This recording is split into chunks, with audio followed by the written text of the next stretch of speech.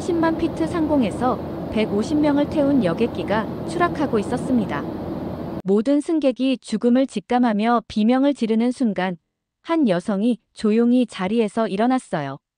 평범한 옷차림의 한국인 여성. 그녀는 놀랍도록 침착했습니다. 5분 후 기적이 일어났어요. 추락하던 항공기가 안전하게 비행을 재개한 거죠. 150명 모두가 환호했습니다. 생명의 은인이라며 감사해했어요. 하지만 10분 뒤 같은 사람들이 그녀를 테러범이라고 몰아세웠습니다. 사고를 일으킨 뒤 영웅인 척하는 거 아니야? 너무 수상해. 일반인이 어떻게 항공기를 고쳐? 구원자에서 용의자로 순식간에 바뀐 상황. 구독과 좋아요는 이런 위급한 상황에서 한국의 우수한 기술력을 알려 더 많은 생명을 구할 수 있는 귀중한 정보가 될 것입니다. 그런데 진짜 놀라운 건 따로 있었어요. 그 여성의 정체가 밝혀졌을 때 기내는 완전히 조용해졌습니다. 도대체 그녀는 누구였을까요? 왜 평범한 승객처럼 앉아 있었을까요? 그리고 왜 끝까지 자신의 정체를 숨기려 했을까요? 영상을 보시고 김서연 대령의 선택이 옳았다고 생각하시면 최고라고 댓글로 남겨주세요. 저는 그날의 일을 평생 잊을 수 없습니다.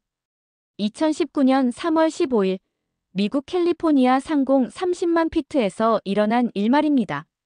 오전 10시 30분 로스앤젤레스에서 시카고로 향하는 델타 항공 DL2847편에 탑승했죠. 150명의 승객이 함께 탔습니다. 평범한 국내선 비행이었어요. 창밖으로 보이는 구름들이 솜사탕처럼 하얗고 예뻤습니다. 그런데 갑자기 기체가 크게 흔들렸어요. 처음에는 난기류련이 했죠. 하지만 곧 심상치 않다는 걸 느꼈습니다. 기체가 좌우로 심하게 기울더니 갑자기 급강하하기 시작했거든요. 승무원들이 급하게 움직였습니다. 기장의 목소리가 기내 방송으로 흘러나왔어요.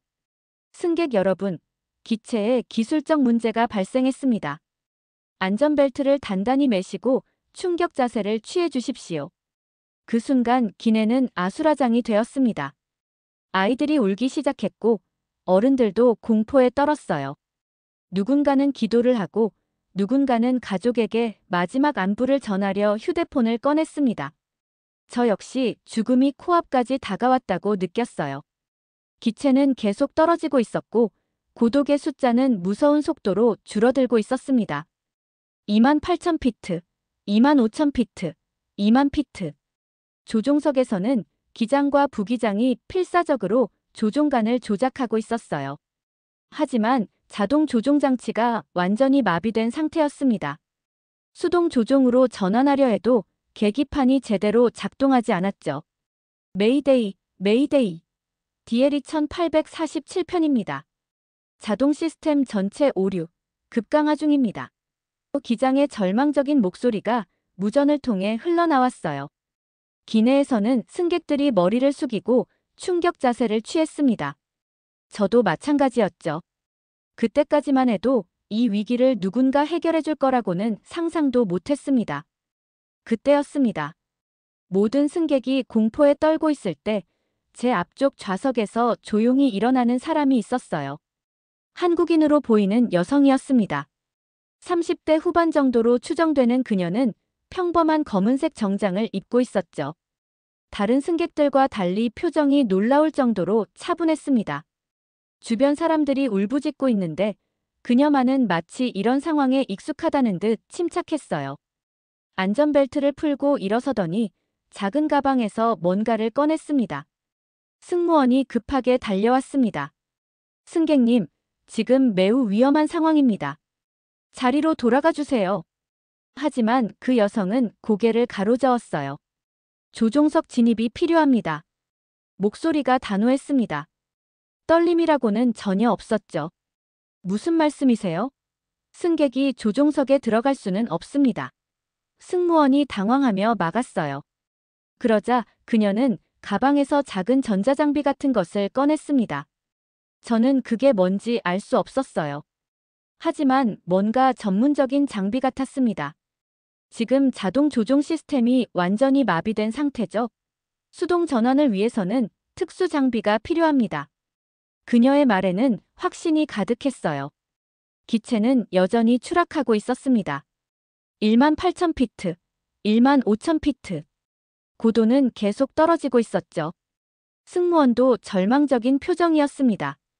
저 여자 뭐야? 혹시 테러범 아니야? 뒤쪽에서 누군가 소리쳤어요. 항공기 사고를 일으킨 다음에 자기가 해결하는 척하는 거 아니야? 의심의 목소리들이 여기저기서 들렸습니다. 하지만 그 여성은 전혀 개의치 않는 듯 했어요. 오히려 더욱 침착하게 승무원을 설득했습니다. 시간이 없습니다. 지금 결정하지 않으면 모두 죽습니다. 그녀의 목소리에는 절박함보다는 냉정함이 더 많았어요. 승무원은 잠깐 망설이더니 조종석으로 뛰어갔습니다. 기장과 짧은 대화를 나눈 후 돌아왔죠. 기장님이 허락하셨습니다. 따라오세요. 그 순간 저는 이상한 느낌을 받았습니다. 이 여성이 단순한 승객이 아니라는 확신이 들었어요. 조종석 문이 열렸을 때 저는 숨을 멈췄습니다. 그 여성이 조종석으로 들어가는 모습을 지켜보며 이게 정말 현실인지 의심스러웠어요. 기장과 부기장은 식은땀을 흘리며 계기판과 씨름하고 있었습니다. 각종 경고등이 빨간색으로 깜빡이고 알람 소리가 귀를 찢을 듯 울려댔죠. 현재 상황 보고해주세요. 그 여성의 목소리가 조종석에 울렸어요. 마치 수십 년간 이런 상황을 경험해온 것처럼 자연스러웠습니다.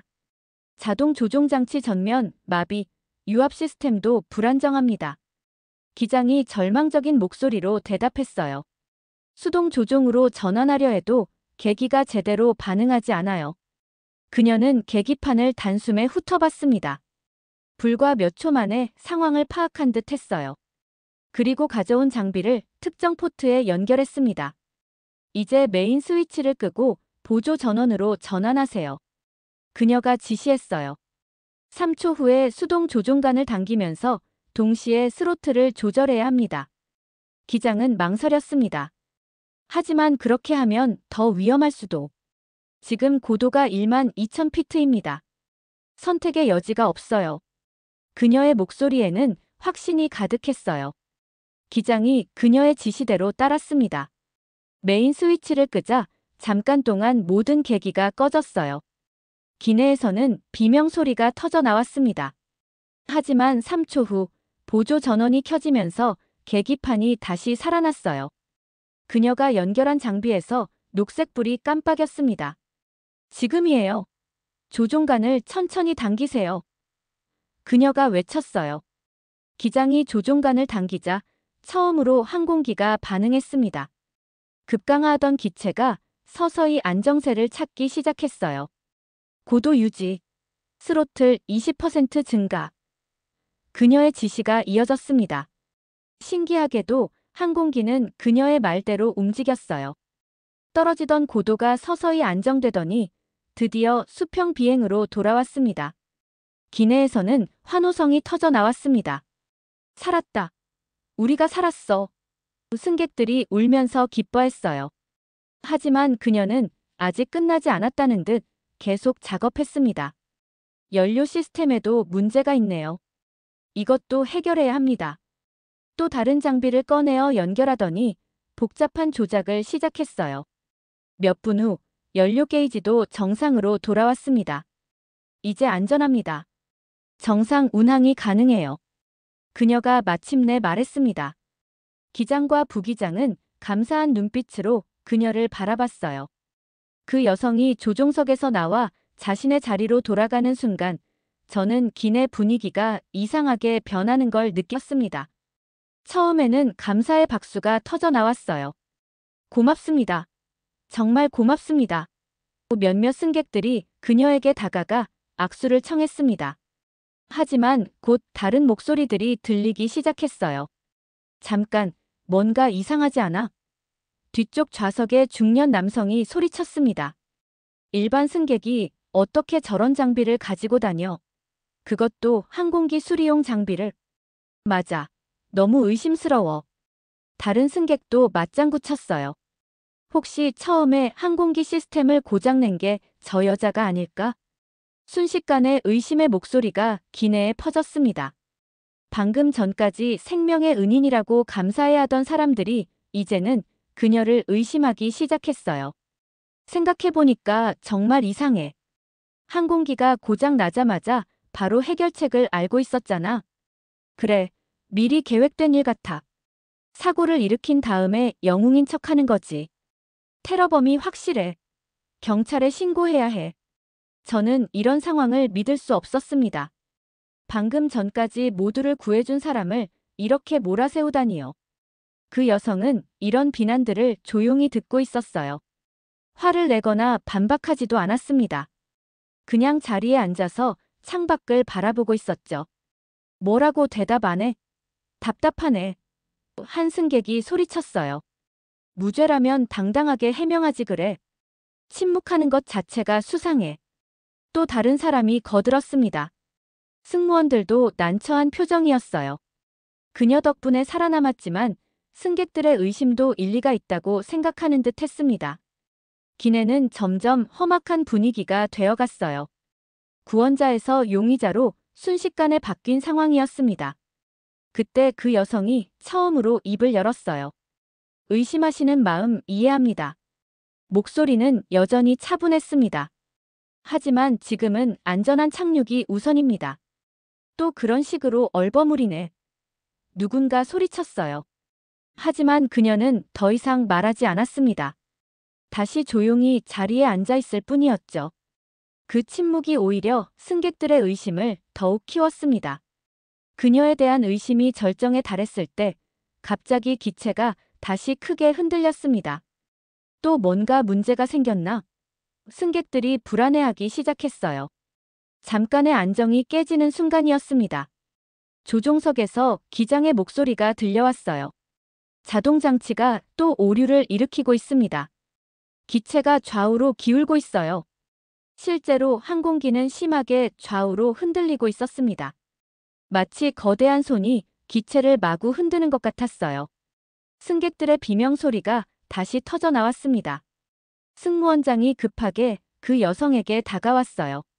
죄송하지만 다시 한번 도움을 부탁드릴 수 있을까요? 그러자 여러 승객들이 강력히 반대했습니다. 안 돼요. 저 여자를 또 조종석에 보낼 순 없어요. 한 여성이 소리쳤어요. 처음부터 수상했다고 했잖아요. 이번에는 정말로 추락시킬지도 몰라요. 중년 남성이 거들었습니다. 민간인이 조종석에 들어간다는 것 자체가 말도 안 돼요. 또 다른 승객이 반대했어요. 기체는 점점 더 심하게 흔들렸습니다. 좌석 위에 짐들이 떨어지기 시작했고 일부 승객들은 멀미를 호소했어요. 승무원들도 난처한 상황이었습니다. 그녀의 도움이 필요하지만 승객들의 반대도 만만치 않았거든요. 시간이 없습니다. 그 여성이 조용히 말했어요. 지금 결정하지 않으면 정말 위험해집니다. 또 그런 식으로 협박하네. 한 승객이 소리쳤어요. 하지만 기체의 흔들림은 점점 더 심해졌습니다. 승객들도 이제는 공포를 느끼기 시작했어요. 어떻게 할까요? 승무원장이 망설이며 물었습니다. 그때 조종석에서 기장의 급박한 목소리가 들려왔어요. 고도가 다시 떨어지고 있습니다. 7,000피트, 6,000피트. 상황이 정말 심각해졌습니다. 승객들의 표정이 창백해졌어요. 저 여자가 뭐라든 일단 살아야 하지 않겠어요? 한 승객이 떨리는 목소리로 말했습니다. 하지만 혹시라도 다른 승객이 망설였어요. 그 여성은 더 이상 기다리지 않았습니다. 조용히 자리에서 일어나 조종석을 향해 걸어갔어요. 승객들의 거센 반대 속에서도 그녀의 걸음은 흔들리지 않았습니다. 그 여성이 다시 조종석에 들어갔을 때 저는 숨을 죽이고 지켜봤습니다. 이번에는 정말 마지막 기회라는 생각이 들었어요. 기체는 여전히 심하게 좌우로 기울고 있었습니다. 고도도 계속 떨어지고 있었죠.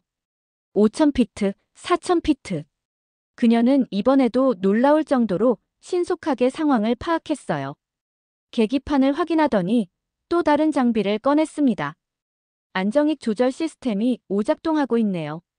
그녀가 진단했어요. 수동으로 보정해야 합니다. 기장이 놀란 표정으로 물었습니다. 어떻게 그걸 아시죠? 저도 몰랐는데. 지금은 설명할 시간이 없어요. 제가 지시하는 대로만 따라 해주세요. 그녀의 손놀림은 정말 전문가 그 자체였습니다. 복잡한 계기들을 마치 자신의 몸처럼 다뤘어요. 좌측 안정익 15도 조정, 우측은 10도. 그녀가 외쳤습니다. 기장이 그대로 따르자 기체의 흔들림이 줄어들기 시작했어요. 하지만 아직 완전히 안정되지는 않았습니다. 스로틀 균등 배분, 엔진 출력을 좌우 동일하게 맞춰주세요. 그녀의 지시가 계속 이어졌어요. 마침내 기체가 안정을 찾았습니다. 고도도 다시 상승하기 시작했어요. 기내에서는 안도의 한숨이 터져 나왔습니다. 그때 조종석 안에 있던 노년의 부기장이 그녀를 유심히 쳐다보더니 놀란 표정을 지었어요. 잠깐, 방금 하신 조작법. 그건 나토 고급 훈련에서나 배우는 기술인데요. 부기장은 퇴역 공군 출신이었습니다. 30년 경력의 베테랑 조종사였죠. 특히 안정익 수동 보정 기법은 저건 나토 훈련 교관급이 아니면 할 수 없는 기술입니다. 그 말을 들은 기장도 놀랐어요. 정말요? 그렇게 고급 기술이었나요? 부기장이 그녀를 다시 자세히 보더니 말했습니다. 혹시 군 출신이신가요? 그제야 그 여성이 처음으로 미소를 지었어요. 대한민국 공군 김서연 대령입니다. 조종석이 순간 조용해졌습니다. 기장과 부기장 모두 놀란 표정이었어요. 나토 공동훈련 수석 교관으로 3년간 근무했습니다. 그녀가 덧붙였어요. 기내로 이 소식이 전해지자 승객들은 충격에 빠졌습니다. 그들이 의심했던 사람이 바로 대한민국의 전설적인 조종사였던 거예요. 기립박수가 터져 나왔습니다. 아까까지 그녀를 의심했던 승객들도 부끄러운 표정으로 박수를 쳤어요. 시카고 오헤어 공항에 무사히 착륙한 후 기내는 완전히 다른 분위기가 되었습니다. 승객들이 하나둘씩 김서연 대령에게 몰려왔어요. 모두가 진심 어린 감사를 표하고 싶어 했습니다. 정말 죄송했습니다. 저희가 오해했어요. 아까 가장 강하게 반대했던 중년 남성이 고개를 숙였습니다. 대령님 덕분에 살았습니다. 어떻게 감사드려야 할지. 한 여성이 눈물을 글썽이며 말했어요. 하지만 김서연 대령의 반응은 정말 놀라웠습니다. 그녀는 한 사람 한 사람에게 정중하게 고개를 숙이며 인사했어요. 말보다 행동이 먼저입니다. 그녀가 부드럽게 미소 지으며 말했습니다. 위기 상황에서는 설명보다 해결이 우선이죠. 자신을 의심했던 사람들에게도 전혀 언짢은 기색 없이 기꺼이 악수를 청했어요. 오히려 그들의 심정을 이해한다는 듯 따뜻하게 대했습니다. 의심하신 것도 당연합니다. 김서연 대령이 말했어요. 일반적인 상황이 아니었으니까요. 저라도 그랬을 겁니다. 한 승객이 물었습니다. 그런데 왜 처음에 신분을 밝히지 않으셨어요? 급한 상황에서는 말로 설득하는 것보다 행동으로 보여주는 게 빠르거든요. 그녀가 대답했어요. 신분을 밝혀도 의심은 마찬가지였을 테니까요. 정말 놀라운 철학이었습니다. 자신의 능력을 증명하기 위해 말하는 대신 행동으로 보여주는 것이 더 확실하다고 생각한 거예요. 대령님 같은 분이 우리나라에 계시다니 자랑스럽습니다. 한국계 승객이 감동하며 말했어요. 김서연 대령은 겸손하게 고개를 저었습니다. 저 혼자 한 일이 아닙니다. 기장님과 부기장님, 그리고 승무원분들이 모두 협력해 주셨기 때문에 가능했어요. 심지어 자신의 공로도 다른 사람들과 나누려 했습니다. 진정한 리더의 모습이었어요. 공항 로비에서 헤어질 때 많은 승객들이 그녀와 사진을 찍고 싶어 했습니다. 하지만 김서연 대령은 정중히 사양했어요. 조용히 가는 게 좋겠습니다. 그녀가 말했어요. 오늘 일은 모두 잊고 일상으로 돌아가세요. 마지막까지도 자신을 드러내지 않으려 했습니다. 진정한 강함이란 이런 것이구나 저는 그때 깨달았어요. 그 일이 있고 난 후 며칠 뒤, 저는 특별한 경험을 하게 되었습니다. 당시 그 비행기에 탑승했던 미국인 승객 중 한 명이 한국을 방문했거든요. 데이비드 윌슨이라는 분이었는데 김서연 대령을 가장 의심했던 사람 중 하나였습니다. 그는 김서연 대령에 대해 더 알고 싶어서 한국까지 왔다고 했어요. 저도 우연히 그분과 함께 공군 박물관을 방문하게 되었습니다. 박물관 한쪽 벽면에 역대 우수 조종사들의 사진과 기록이 전시되어 있었어요. 그 중에서 김서연 대령의 프로필을 발견했을 때 데이비드 윌슨은 말을 잃었습니다. 나토 공동훈련 수석 교관 3년 연속, 국제항공구조훈련 최우수상 5회 수상, 긴급상황, 대처 교육 프로그램 개발. 그의 목소리가 떨렸어요. 더 놀라운 건 그 아래 작은 글귀였습니다. 조용한 손이 생명을 구한다. 이 문구는 김서연 대령의 좌우명이라고 적혀 있었어요. 말로 설명하기보다는 행동으로 보여주겠다는 그녀의 철학을 완벽하게 표현한 말이었습니다. 데이비드 윌슨은 그 앞에서 한참을 서 있더니 갑자기 눈물을 흘리기 시작했어요. 제가 얼마나 부끄러운 사람인지 모르겠습니다. 그가 떨리는 목소리로 말했어요. 생명의 은인을 의심했다니. 박물관 관계자가 설명해줬습니다. 김서연 대령은 평소에도 이런 분이세요. 자신의 업적을 자랑하지 않고 묵묵히 자기 할 일만 하시죠. 그날 저는 중요한 깨달음을 얻었습니다. 진정한 강함이란 소리 내어 자랑하는 것이 아니라 꼭 필요한 순간에 조용히 나서는 것이라는 걸 말이에요. 데이비드 윌슨은 한국을 떠나면서 이렇게 말했습니다. 한국은 정말 신기한 나라네요. 시끄럽게 자랑하지 않지만 정말 중요한 순간에는 세상을 구하는 사람들이 있어요. 그 말이 맞다고 생각합니다. 우리나라에는 김서연 대령 같은 분들이 많이 계세요. 평소에는 조용히 지내지만 누군가 도움이 필요할 때면 주저없이 나서는 사람들 말입니다. 그날 이후로 저는 한국인이라는 것에 새로운 자부심을 느끼게 되었어요. 우리의 진정한 힘은 큰 소리치는 데 있는 것이 아니라 조용하지만 확실한 행동에 있다는 걸 깨달았거든요. 김서연 대령의 이야기는 우리에게 중요한 메시지를 남겼습니다. 진정한 강함은 큰 소리치는 데 있지 않아요. 조용하지만 확실한 행동에 있습니다. 한국에는 이런 분들이 많이 계세요. 평소에는 묵묵히 지내지만 누군가 도움이 필요할 때면 주저없이 나서는 사람들 말이죠. 오늘 이야기가 도움이 되셨다면 구독과 좋아요 부탁드려요. 더 많은 분들께 한국의 숨은 영웅들을 알려드리겠습니다. 다음 영상에서 또 만나요.